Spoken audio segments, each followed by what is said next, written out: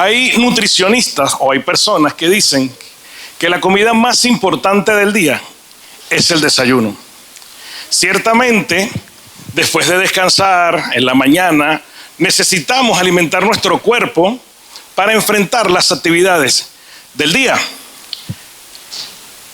Pero los seres humanos no solo tenemos necesidades físicas, tenemos necesidades también emocionales. Necesitamos hablar y ser escuchados. Necesitamos compartir nuestras tristezas. Necesitamos compartir nuestras inquietudes, nuestros temores. Necesitamos sentirnos acompañados. Necesitamos sentirnos amados. Y esas necesidades no pueden ser cubiertas con una simple comida.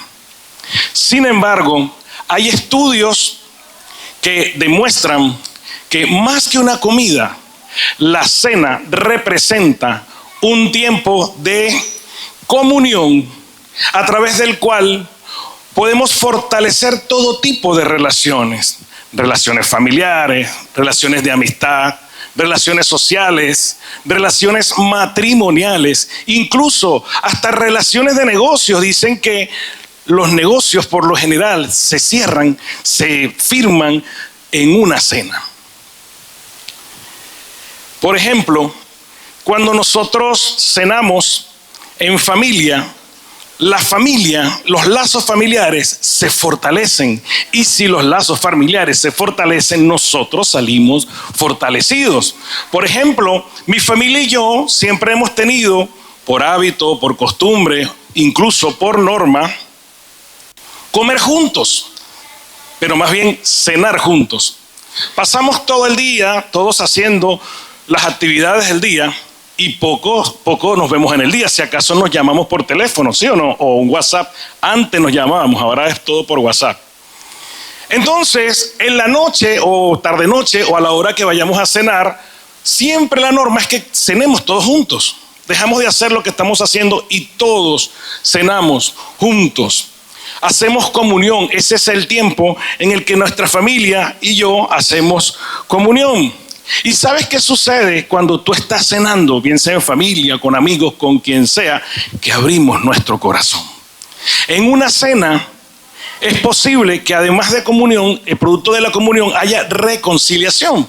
Porque como abrimos nuestro corazón, somos capaces de pedir perdón, somos capaces de perdonar y hay reconciliación. De hecho, ¿cuántos están casados? ¿Alguna vez has tenido alguna pequeña discusión con tu esposa, con tu esposo? ¿Verdad que sí?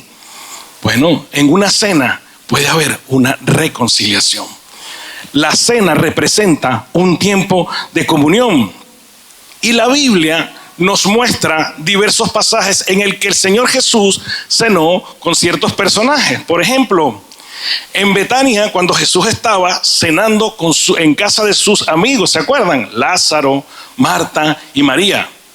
También podemos ver la cena con Simón el leproso, con Simón el fariseo, y la cena que más todos conocemos, la que más nos gusta, la Santa Cena, de la cual hablan los 4 evangelios. La última cena que Jesús hizo con sus apóstoles. Y esta es sin duda el mejor modelo, el mejor ejemplo de lo que es realmente una cena. Porque en esa cena no consistía solo en comer. En esa cena hubo comunión.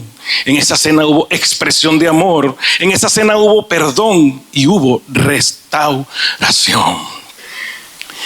Y ciertamente esa cena era grupal. Habían 12 más Jesús, habían 13 personas. Y por supuesto que en una cena grupal hay comunión. ¿Se acuerdan? En la Navidad, en esta iglesia hicimos una cena. Estábamos aquí 100 personas cenando y hubo una gran comunión. Tuvimos mucha comunión unos con otros.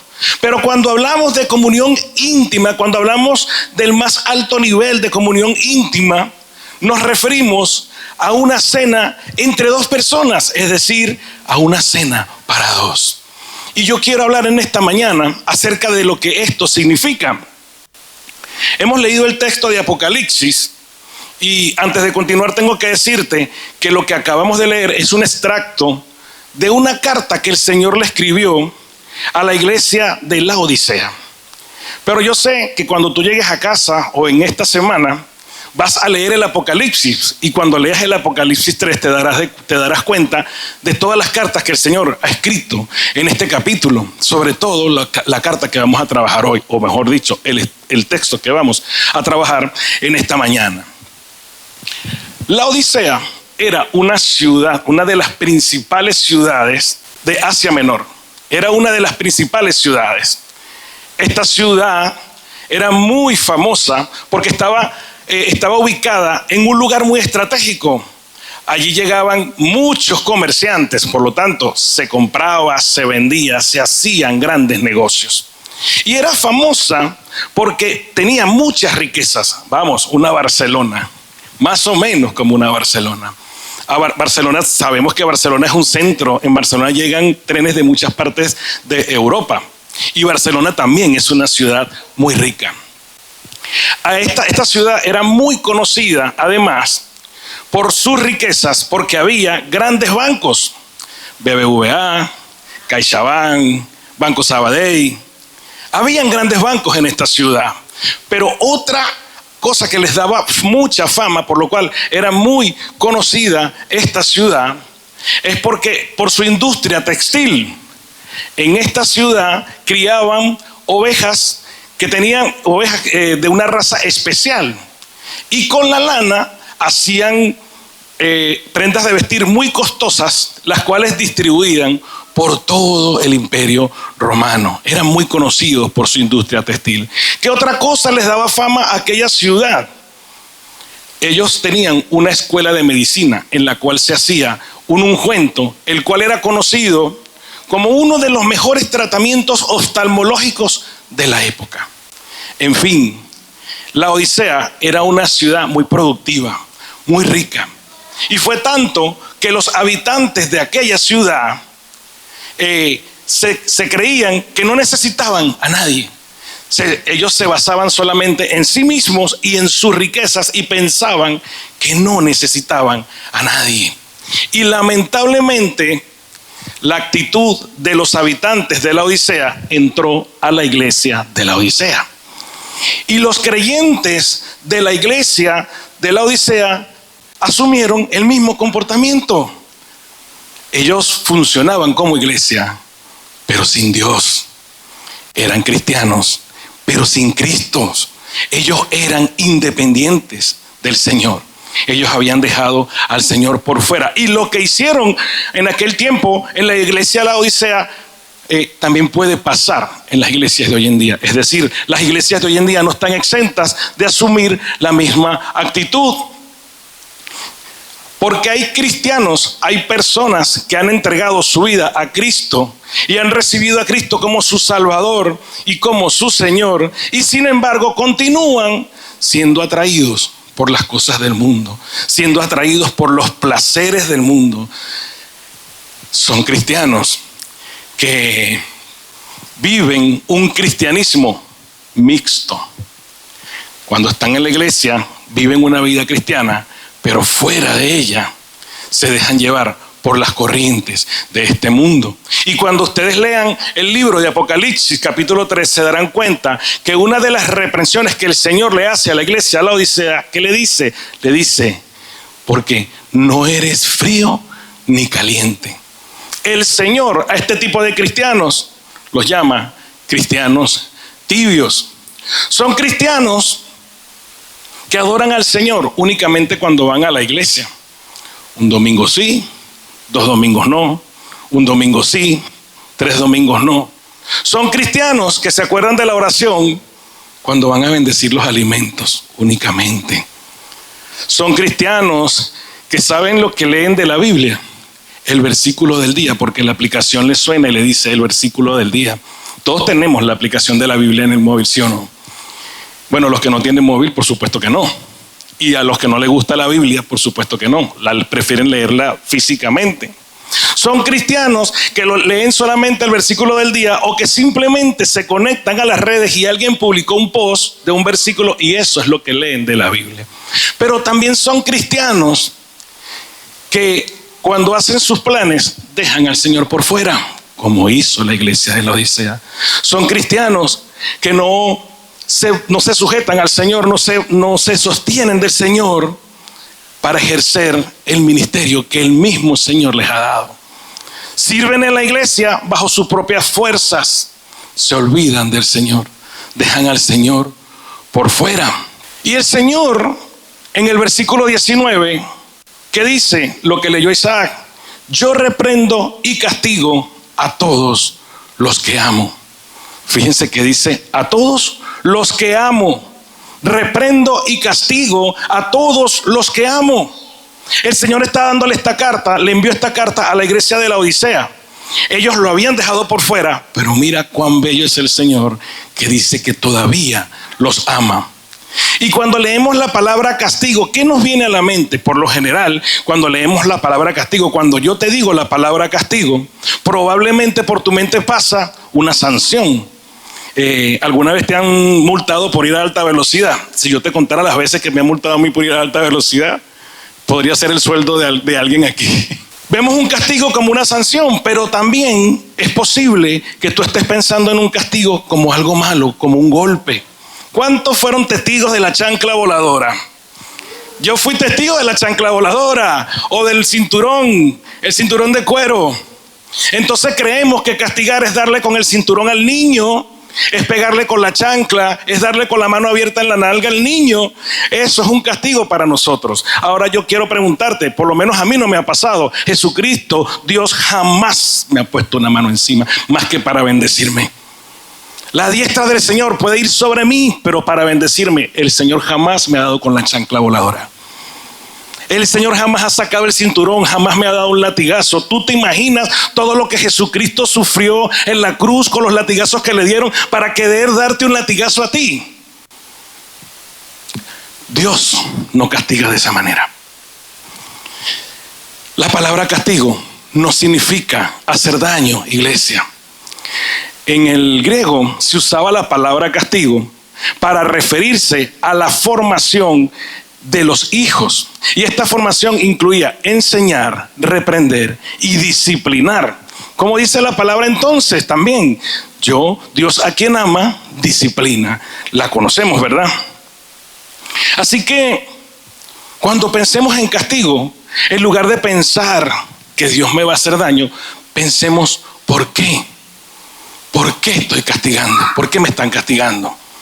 Generalmente nosotros dejamos a Dios por fuera, dejamos al Señor por fuera. ¿Cuándo? Cuando pecamos.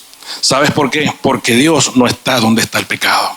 Y mientras estemos practicando el pecado, Dios no está allí. Dejamos al Señor afuera. Entonces, cuando pensemos en el castigo, en lugar de pensar en la chancla, en lugar de pensar en las cosas malas, pensemos, ¿dónde estoy poniendo a Dios? ¿Está fuera o dentro de mi vida? ¿Está fuera o dentro de mi corazón? ¿Dónde estoy poniendo al Señor? Y así como la iglesia de la Odisea, el Señor nos dice en esta mañana que te podrás equivocar muchas veces, que podrás cometer muchos errores, que podrás cometer muchos pecados, pero ningún pecado que cometas va a hacer que yo te ame más o que te ame menos. No te voy a dejar de amar porque peques. Sin embargo, tenemos que pensar que todo pecado tiene una consecuencia.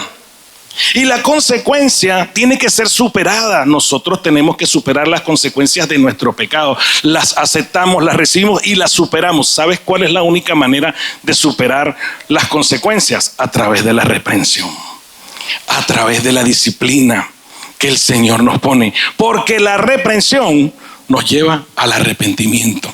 Y el arrepentimiento nos lleva al perdón. Sin arrepentimiento no hay perdón. Si yo no me arrepiento, el Señor no me puede perdonar. El perdón está allí, pero está esperando a que yo me arrepienta. Entonces, después del perdón, ¿qué viene? La restauración. Es un proceso que estamos viviendo todos. Porque no pecamos una vez, pecamos 2, 3, 4, muchas veces.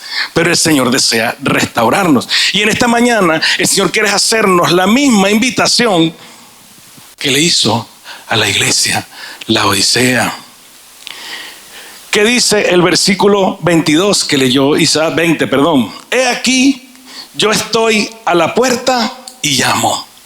Si alguno oye mi voz y abre la puerta, yo entraré en él y cenaré con él y él conmigo. Aleluya, gloria a Dios. Yo estoy seguro que todos nos conocemos este versículo. Este versículo es muy conocido por todos los cristianos. Sin embargo, tengo que decir que muchas veces también este versículo es sacado de contexto. Porque muchos predicadores erróneamente han usado este versículo para evangelizar, diciéndole a los inconversos que el Señor les está llamando, que el Señor les está tocando a la puerta, lo cual no es mentira. El Señor está buscando a las personas, el Señor está buscando como te buscó a ti, como te buscó aquí, como nos buscó a todos nosotros. Pero está fuera de contexto, porque ahora si lo vemos, el contexto real de este pasaje es una carta, como lo dije antes, que el Señor le escribió ¿a quién? A la Odisea. Y la Odisea era una iglesia de Cristo. O sea, eran personas que conocían a Cristo. El Señor le escribió esta carta a los creyentes. El Señor nos está hablando esta mañana a los creyentes de la iglesia Génesis. Y me llama la atención porque la carta comienza, el versículo comienza diciendo: he aquí, yo estoy a la puerta. Ellos habían dejado a Jesús por fuera, ellos habían dejado al Señor por fuera. ¿Y dónde estaba Cristo? Estaba a la puerta. Y cuando dice he aquí, esa expresión, he aquí, es una expresión que demanda atención. He aquí, dijo el Señor. Y eso quiere decir, escuchadme, prestadme atención. Estoy a la puerta. Era urgente, era importante lo que el Señor tenía que decirle a la iglesia. Estoy a la puerta. El Señor, siendo el dueño de la iglesia, estaba en la puerta, cuando el Señor tendría que ser el centro de toda congregación. Pero esto es algo bueno, porque el Señor podría haber hecho lo que hubiésemos hecho cualquiera de nosotros. Yo el primero: no me quieren, me voy, porque yo no estoy donde no me quieren. Pero Jesucristo, si hubiera dicho eso, en esta mañana no estaríamos aquí, porque Jesucristo dijo: bueno, me echaron, me ignoraron, me sacaron, estoy a la puerta. Es decir, estoy cerca. Estoy cerca. Porque decimos, ¿dónde está Jesús? ¿Y cuál es esa puerta? Él le está enviando esta carta a la iglesia. Por lo tanto, es lógico pensar que está a la puerta de la iglesia. En esta iglesia, Jesucristo no está a la puerta. Jesucristo está en el centro de los corazones de todos los que nos congregamos aquí. Y Jesucristo dijo: estoy a la puerta. Simplemente con esa expresión, Jesucristo le está diciendo: todavía te amo. Me has sacado, pero todavía te amo. Y ojo, ¿qué estaba haciendo Jesucristo en la puerta? ¿Qué estaba haciendo? Dice: y llamo. Aquellos creyentes de la iglesia no es que le dijeron: Jesucristo, vete. Lo ignoraban. Ignoraban la voz del Espíritu Santo. ¿Sabes por qué? Porque estaban pendientes de sus proyectos personales, porque estaban pendientes de lo que pasaba allá afuera. Venían al culto, iban al culto, iban a las reuniones, adoraban, alababan, pero Jesucristo no estaba dentro de su adoración. No estaban adorando al Rey de Reyes ni al Señor de Señores.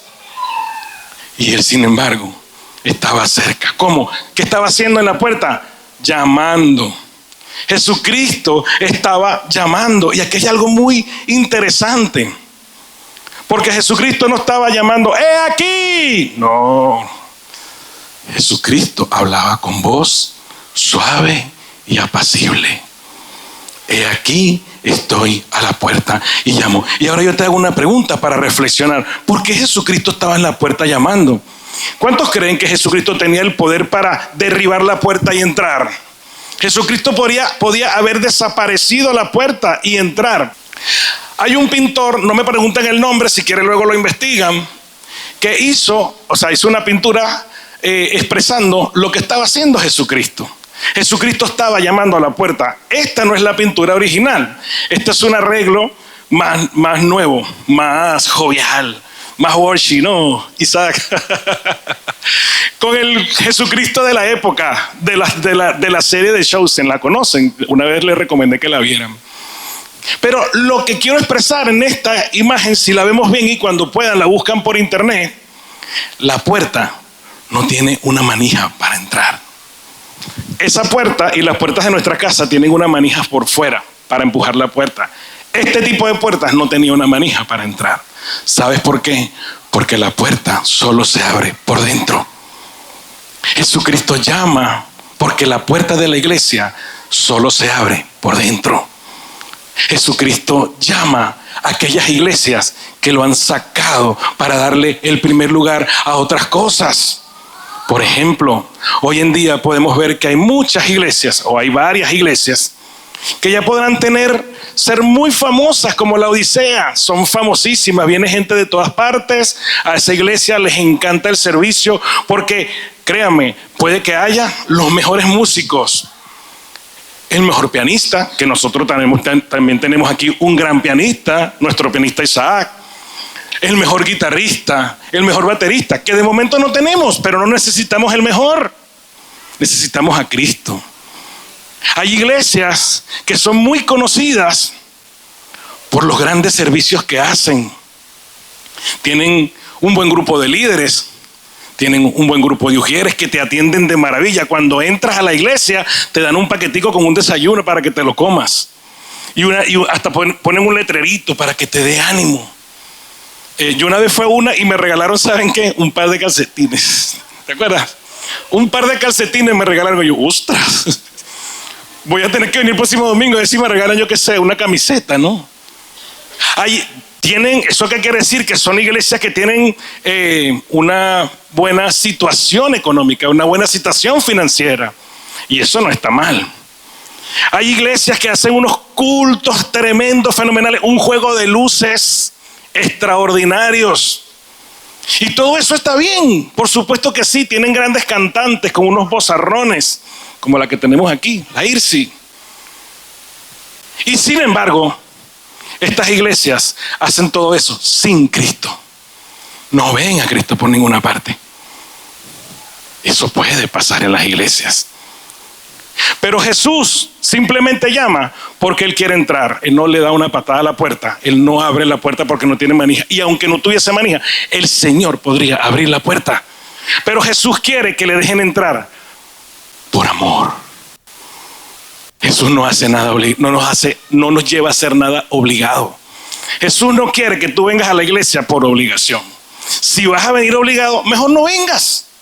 Jesús no quiere que tú le adores por obligación. Si vas a adorar a Jesús, eso no es en espíritu y en verdad. Si lo vas a adorar obligado, eso no es en espíritu y en verdad. Tenemos que adorar en espíritu y en verdad. Y Jesús para eso nos llama con voz suave y apacible. Y aquí viene otra parte. ¿Por qué Jesucristo está llamando? Porque quiere entrar y Él promete que va a entrar.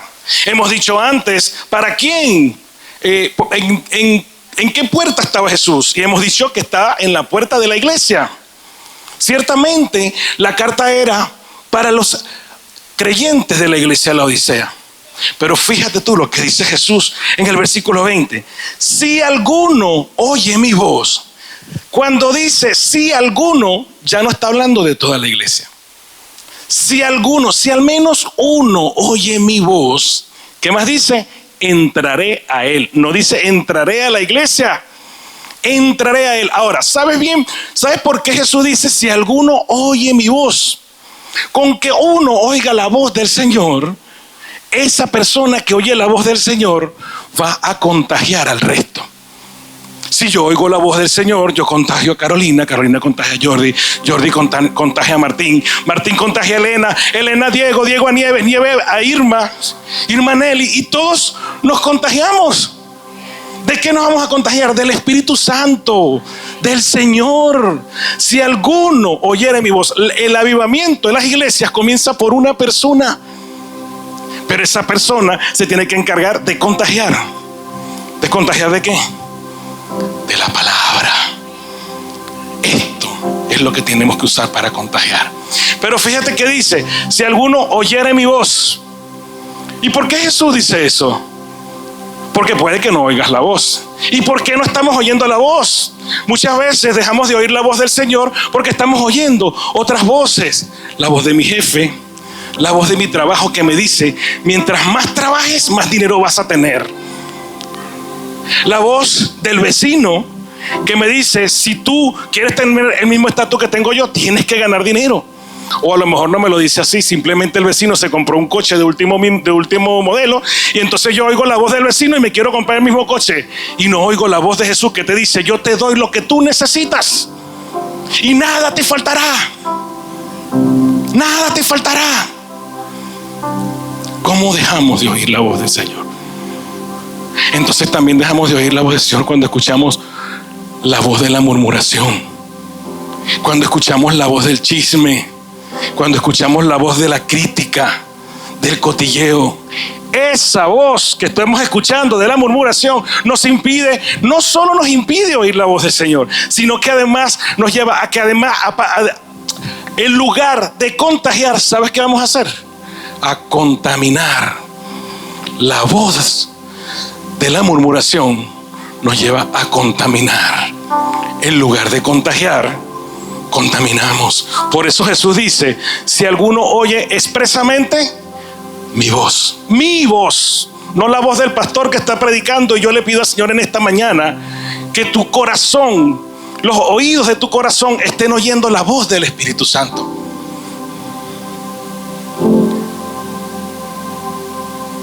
¿Y qué más dice el Señor?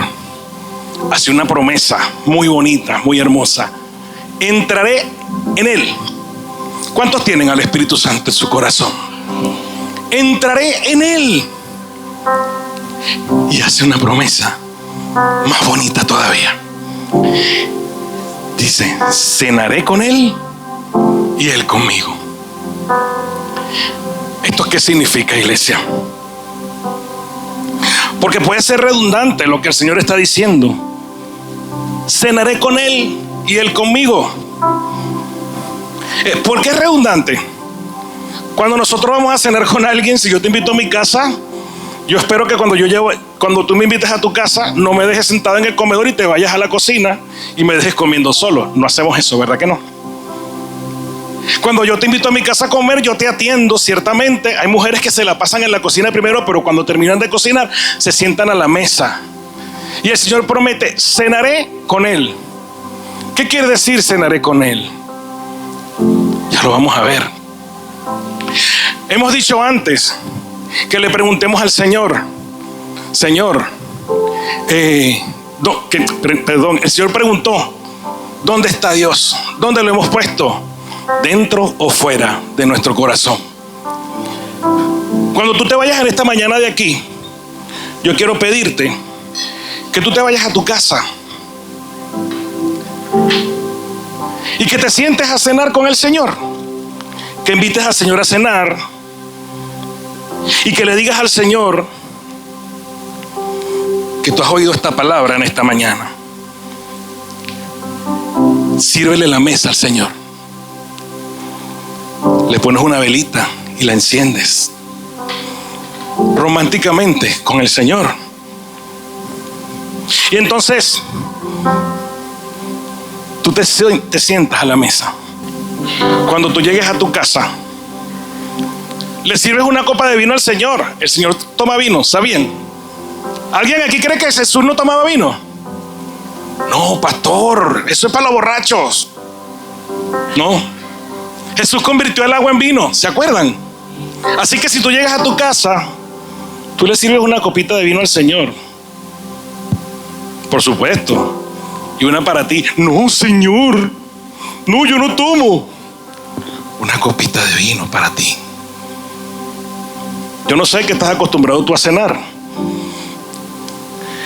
pero al Señor no le importa la cena que tú le prepares, porque el Señor no viene a alimentarse. El Señor no necesita que tú le alimentes. La sabiduría está en Dios, iglesia.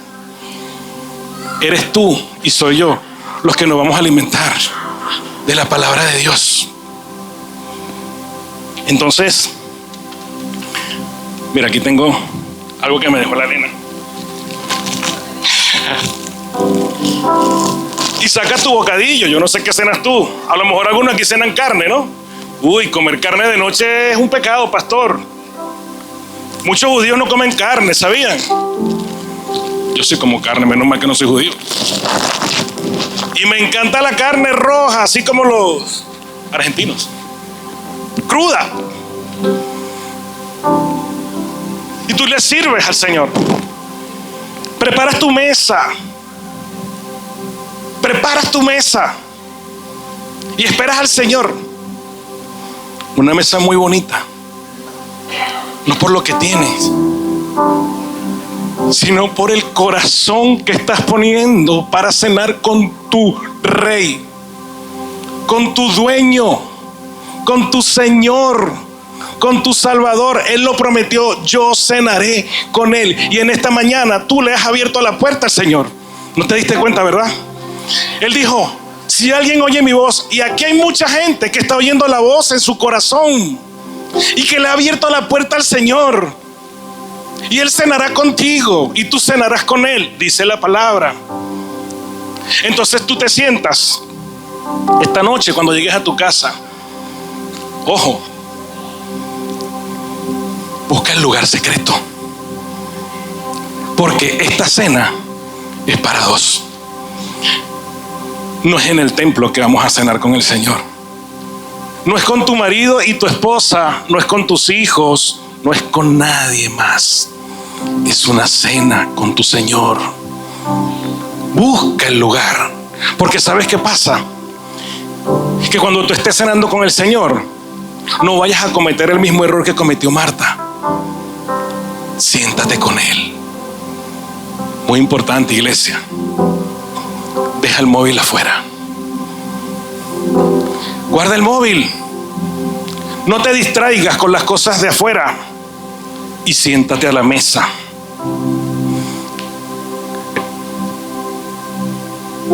Si tú quieres, bendice los alimentos.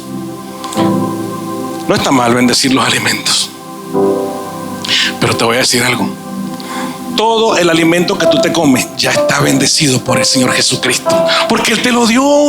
Y Él no te va a mandar un alimento que te va a hacer daño. Está bendecido por el Señor Jesucristo. Pero bueno, si tú quieres orar, no pasa nada. Dios no se molesta porque tú ores. Yo solo te estoy afirmando que todo alimento que tú ingieres, que el Señor te ha dado, ya está bendecido. Y hay personas, los cristianos de la Odisea, oraban y decían: bendice los alimentos, Señor, pero lo ignoraban. Entonces se acordaban de orar solamente cuando llegaba el momento de bendecir los alimentos. Y una cosa muy importante, más que bendecir, es: Señor, te doy gracias. Señor, te doy gracias. Gracias por esta comida. Gracias porque hoy me puedo comer un trozo de pan. Gracias, Señor. Gracias, Señor. Pero eso no lo tienes que hacer cuando te vas a sentar. ¿Tú sabes cuándo tú tienes que darle gracias a Jesús por los alimentos? Todos los días y todo el día. Yo tengo un tío que es pastor, y esto me quedó una enseñanza que él me dio. La oración es un estilo de vida. No seamos tan religiosos, iglesia, porque entonces nos convertimos en oración solamente cuando vamos a bendecir los alimentos, cuando estoy enfermo, cuando no tengo trabajo, y ahí sí me acuerdo del Señor. La oración tiene que ser un estilo de vida, es decir, las 24 horas. Abro los ojos, gloria a tu nombre, Señor. Abro los ojos y digo: Señor, gracias por tu misericordia en esta mañana. Gracias, Señor. Antes de levantarme, antes de lavarme los dientes, antes de irme al trabajo, antes de desayunar, Señor, gracias. ¿Por qué tengo que orar solo por bendecir los alimentos? Los cristianos tibios, los que no son fríos ni calientes, oran solamente para bendecir los alimentos. Y yo conocí a una que era tan tibia que nos sentamos a comer y dijo: como no bendije los alimentos. ¡Ay! No bendeciste los alimentos. Y era como, yo hasta me asusté. Es como si se hubiese caído al mundo. ¿Sabes quiénes eran así, iglesia? Los fariseos. ¿Por qué los discípulos no se lavaron las manos?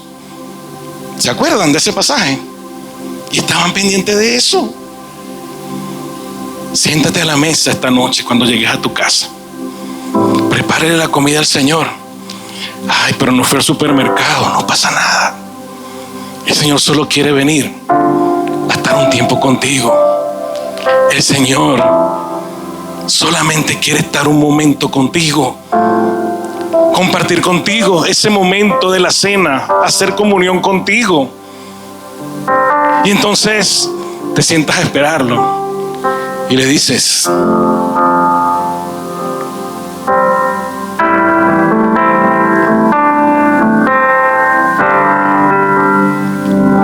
qué hermoso es cada momento que me visitas y de mí haces un altar. Quiero me lleves más adentro. Toma mi mano, no la sueltes nunca más. una vez más. Qué hermoso es cada momento que me visitas y de mí haces un altar.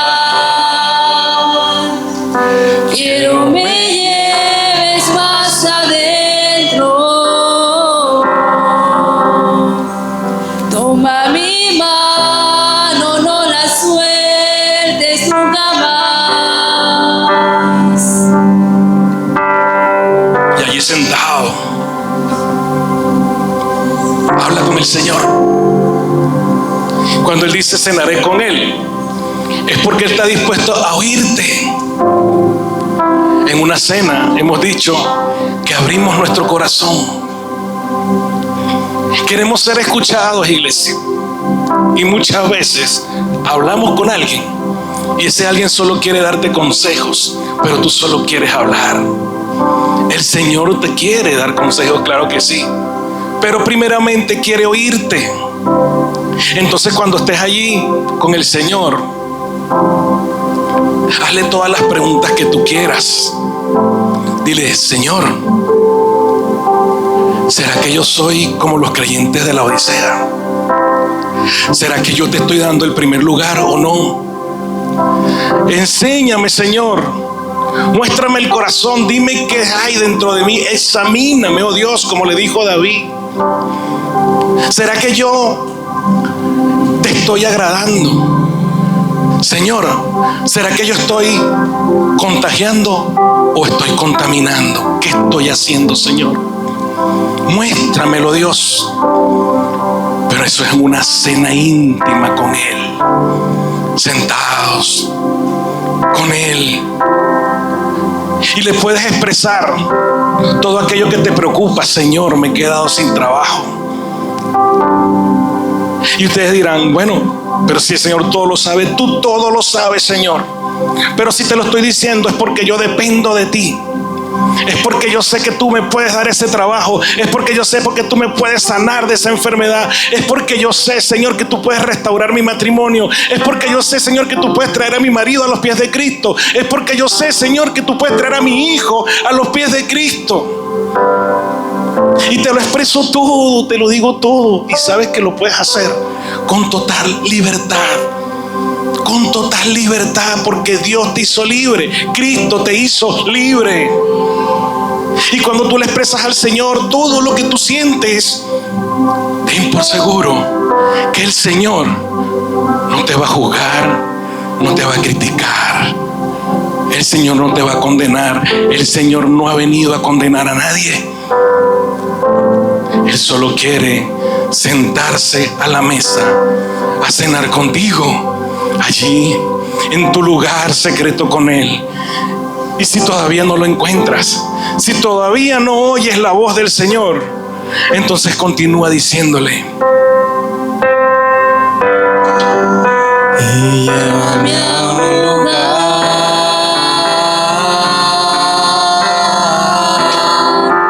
donde solo estoy yo. Disfrutemos el momento.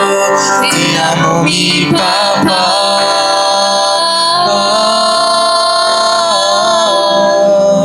Yo dependo de tu amor y sin ti yo sé que muero.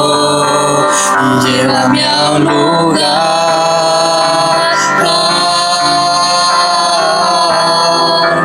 donde soy es el momento. Te amo, mi papá.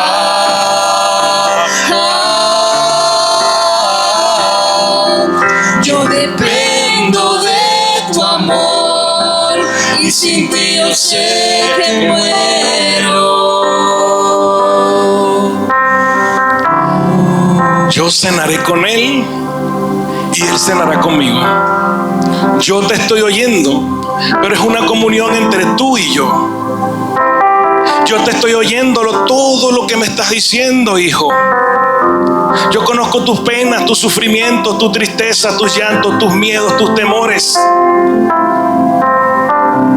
Pero yo quiero cenar contigo. Y entonces comienzas a alimentarte de la voz de Dios.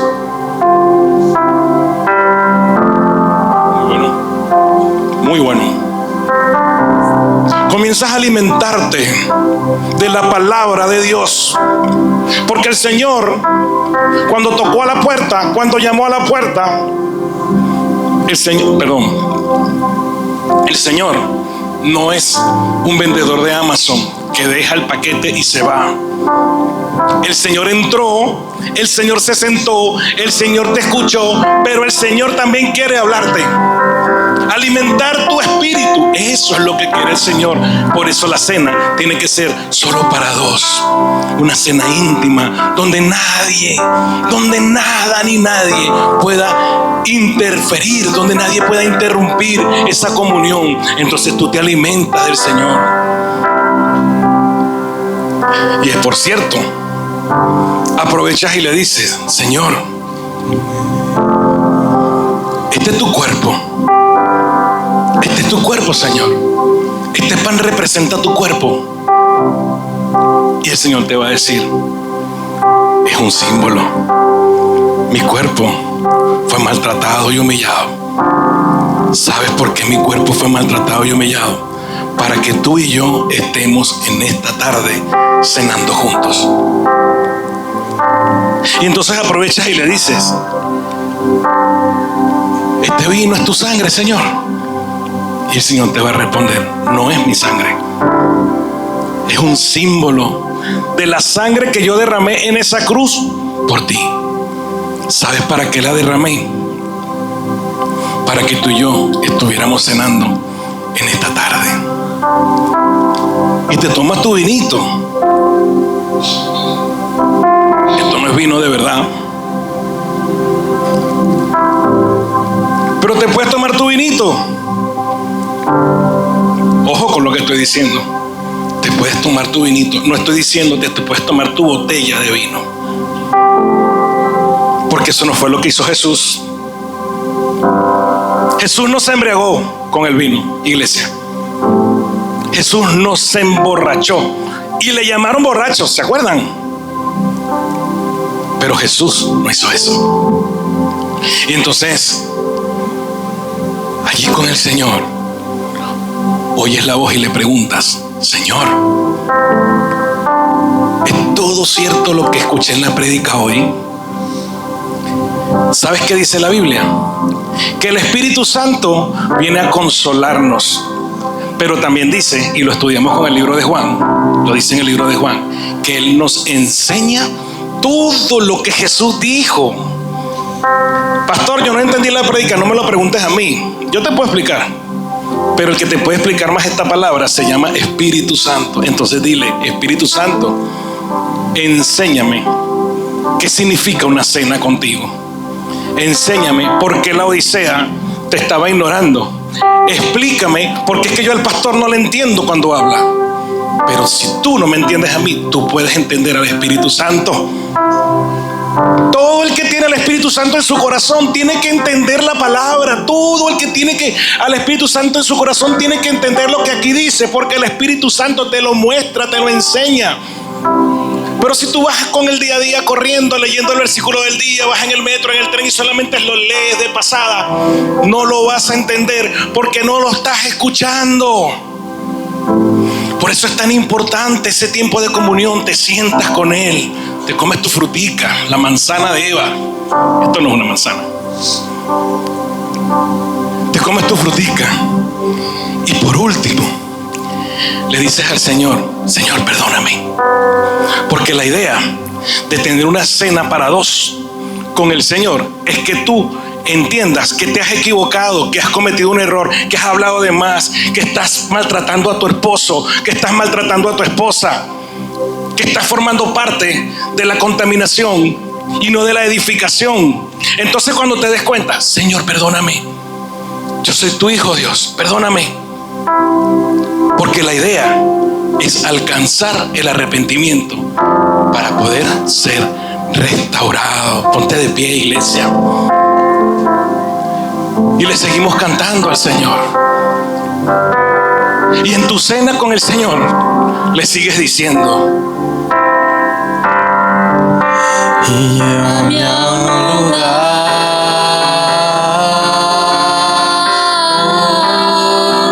donde solos tú y yo disfrutemos el momento. Te amo, mi papá.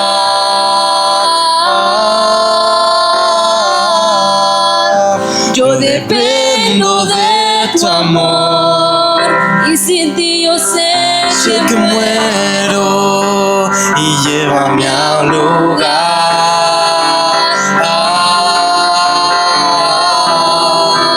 donde solos tú y yo disfrutemos el momento. Te amo, mi papá.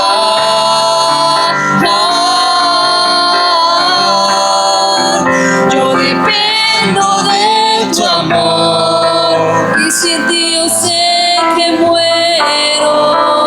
sí, Señor, sin ti muero, Jesús. Sin ti esta iglesia no es nada, Señor. Sin ti mi vida no vale nada. Porque contigo voy para todos lados, Señor. Contigo me puedo levantar. Tú conoces mis penas, mis debilidades. Tú conoces, Señor, todos mis pecados, los que he cometido, los que cometí esta mañana, los que voy a cometer. Y yo sé que, Señor, que también conoces mis momentos de dificultad, mis tormentas.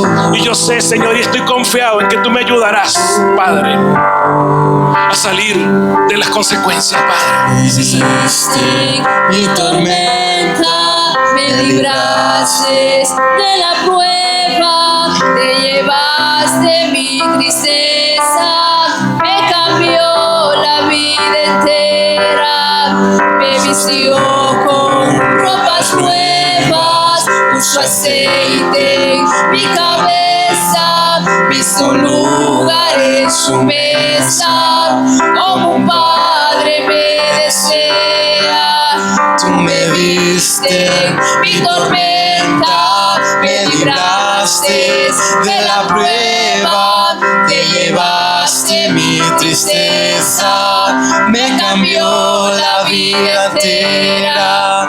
Tú me vistió con ropas nuevas, puso aceite en mi cabeza, me hizo un lugar en su mesa, como un padre, y llévame a un lugar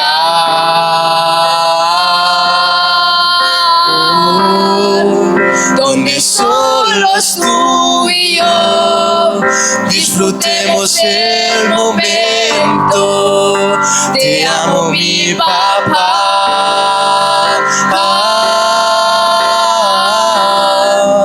Yo dependo de tu amor y sin ti yo sé que muero. Y llévame a un lugar y donde solos tú y yo disfrutemos el momento. Te amo, mi papá.